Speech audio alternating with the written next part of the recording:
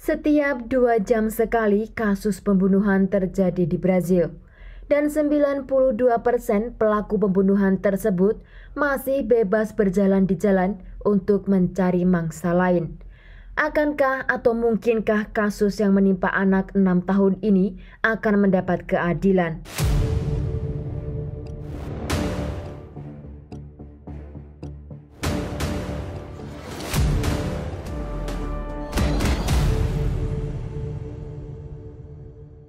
João Helio Fernandes Vietis lahir pada tanggal 18 Maret pada tahun 2000 di kota Rio de Janeiro. João lahir dari pasangan Rosa Cristina dan Helcio Lopes. João juga memiliki kakak perempuan yang bernama Alini. Dia saat itu berusia 13 tahun. Pada hari naas itu, João berusia 6 tahun. Dan anak ini dikenal sebagai anak yang sangat ceria, suka berenang dan suka main football. Keluarga João sedang merencanakan untuk pindah ke rumah yang lebih besar, dan ketika dia mendengar rencana tersebut, João sangat bahagia. Karena ayah dan ibunya akan membuatkan kamar sendiri untuknya. Yang dimana João juga menginginkan kamar barunya nanti diwarnai dengan warna favoritnya, yaitu warna hijau. Orang tua João memang sengaja pindah rumah untuk menyenangkan hati anak-anaknya dan memberikan kamar sendiri-sendiri untuk kedua anaknya. Alini menginginkan kamar untuk privasi dia, sedang João menginginkan kamar yang nantinya mainannya juga akan disimpan di sana. Helcio Lopes, ayah João, sangat menyayangi kedua anaknya dan selalu mengutamakan keamanan dan kenyamanan bagi mereka. Pada tanggal 7 Februari tahun 2007, tepatnya hari Rabu, Rosa Cristina, Alini, dan João, mereka memiliki kebiasaan jalan bersama ke Center Espiritual Leon Denis. Namun hari itu ayah João tidak bisa ikut karena dia harus menemui tukang di rumah barunya. Setelah seharian Rosa dan kedua anaknya di center, mereka pun kembali ke rumah pada pukul 9 malam. Ketika mereka masuk mobil, Rosa Cristina menempatkan João di bangku belakang dengan sabuk pengaman abdominal. Sedang Alini duduk di bangku depan di samping ibunya. Di dalam mobil tersebut juga terdapat teman keluarga Rosa yang duduk di samping João di bangku belakang. Di tengah perjalanan mereka berhenti di lampu merah, tepatnya di zona Norte. Menurut Rosa, ibu João, hari itu dia merasa seperti hari-hari biasanya. Dia tidak menyangka jika hari itu adalah terakhir kalinya dia berjalan dengan João. Dan dia juga tidak menyangka kejahatan yang sangat tragis akan mengubah hidup keluarganya. Di lampu merah itu, mobil yang dikendarai Rosa didatangi 5 orang penjahat. Dengan menodongkan pistol ke arah Rosa dan anaknya Alini yang duduk di bangku depan, penjahat itu mengatakan agar semua penumpang di mobil itu segera keluar dari dalam mobil. Karena saking takutnya dengan situasi tersebut, Rosa dan Alini segera keluar dari dalam mobil. Begitu juga teman keluarga Rosa yang duduk di samping João. Namun setelah mereka keluar, Rosa baru ingat bahwa João duduk di bangku belakang dan dia tidak bisa membuka sabuk pengamannya. Maka Rosa segera membuka pintu mobil dan melepaskan João dari sabuk pengaman. Namun ketika tubuh João ditarik oleh ibunya keluar, sabuk pengaman di perut João masih tersangkut. Sedang perampok langsung menutup mobil tersebut dan meninggalkan tempat kejadian. Tubuh João yang masih terperangkap sabuk pengaman di perutnya dan mobil melaju kencang, João pun lepas dari tangan ibunya dan terseret oleh mobil yang dibawa lari oleh para perampok. Mobil itu melaju kencang dengan pola zigzag, berharap anak itu terjatuh di jalan, namun itu tidak terjadi. Semua orang di jalan pada berteriak untuk menghentikan mobil tersebut karena mereka pikir anak ini sedang terjatuh dan keluarganya tidak mengetahuinya. Namun para perampok tidak menghiraukan teriakan orang-orang di jalan. Sampai 7 km mobil itu terus melaju dengan tubuh João masih terperangkap di sana. Melewati 4 daerah yaitu Oswaldo Cruz, Madureira, Campião, dan Cascadura. Seorang anak yang berusia 6 tahun dan terseret sepanjang 7 km, itu sangat sulit untuk dinyatakan bagaimana keadaannya.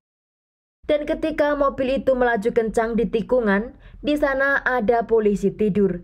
Dan beberapa pengendara sepeda motor yang melihat kepala João terhantam di polisi tidur, dan darahnya itu sampai mengenai pengendara sepeda motor. Pengendara sepeda motor itu langsung menghubungi polisi dan mengatakan kemana arah mobil itu melaju.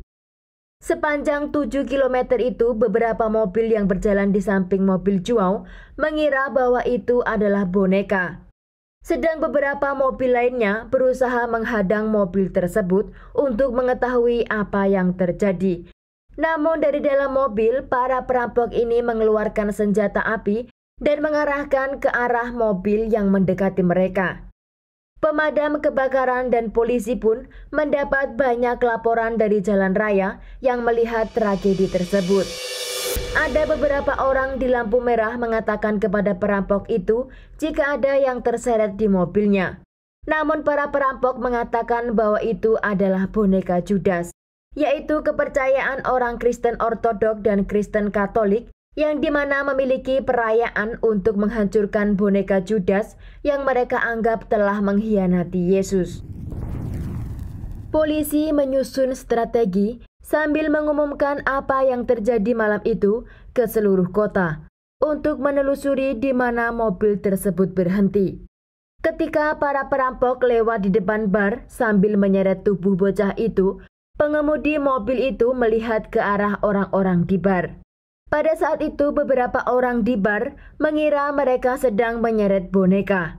Tetapi pemilik bar mengatakan bahwa itu adalah tubuh manusia karena dia melihat darah di bagian bodi mobil. Setelah meletakkan mobil itu di sana, para perampok meninggalkan mobil dan segera berjalan menuju ke arah tangga yang menghubungkan ke daerah Praça Três Lagoas.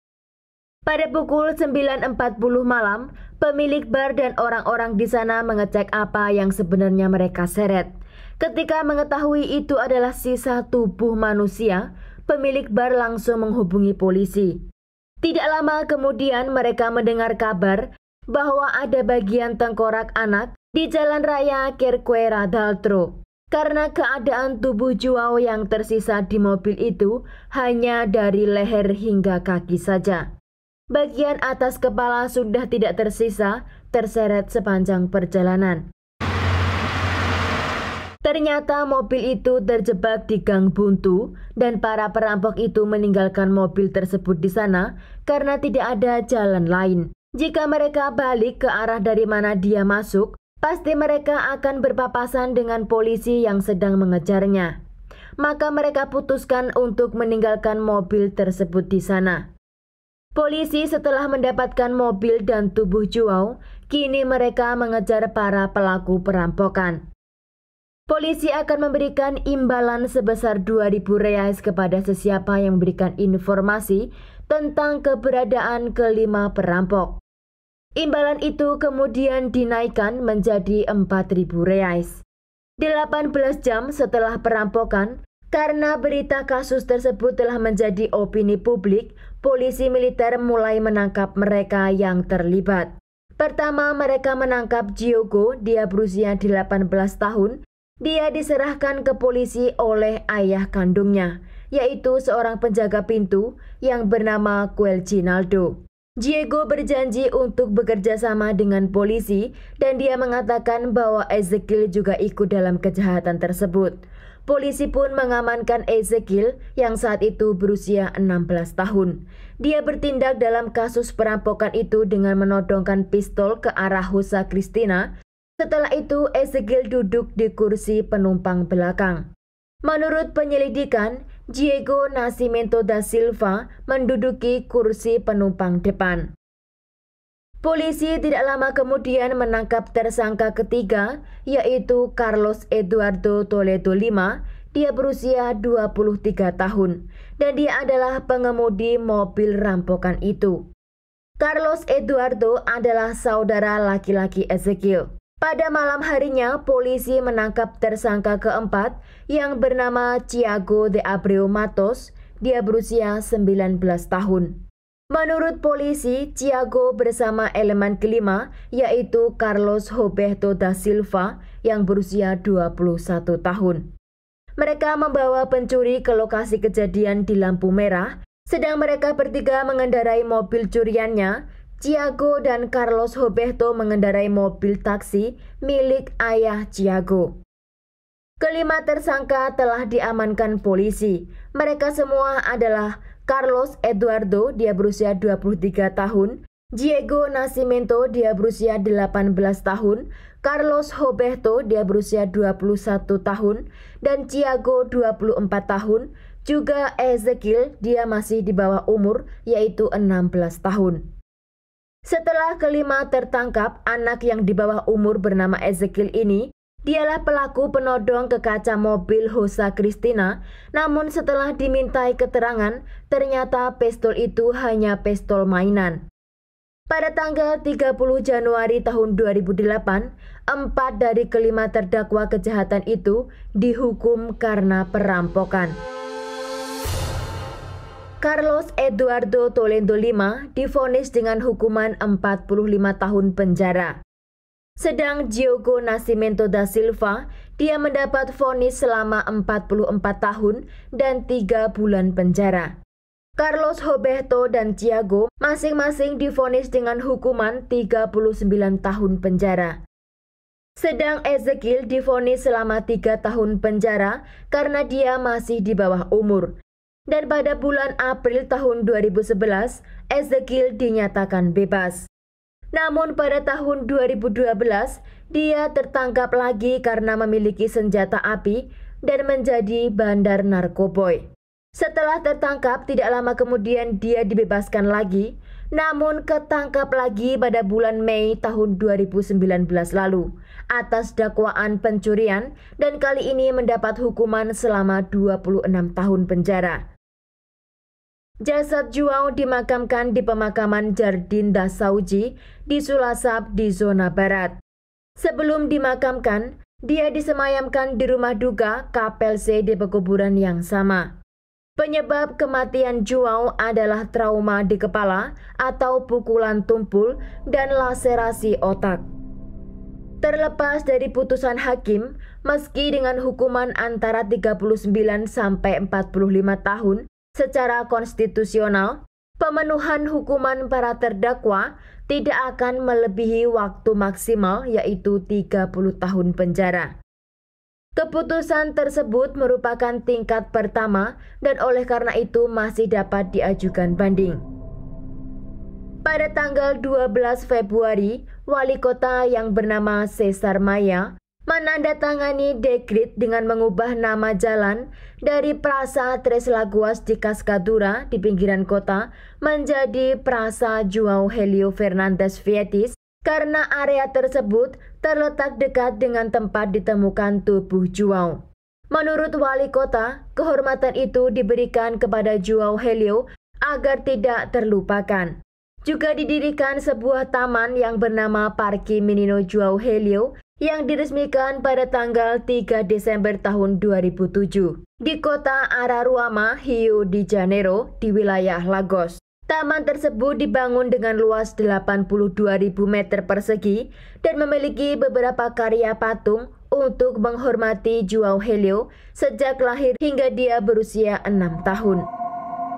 Sekian kasus hari ini, jangan lupa tinggalkan like dan komen. Jika Anda tidak keberatan, klik tombol subscribe untuk mendukung channel kami. Terima kasih saya ucapkan kepada Anda para subscribers. Sekian, sampai jumpa di kasus berikutnya.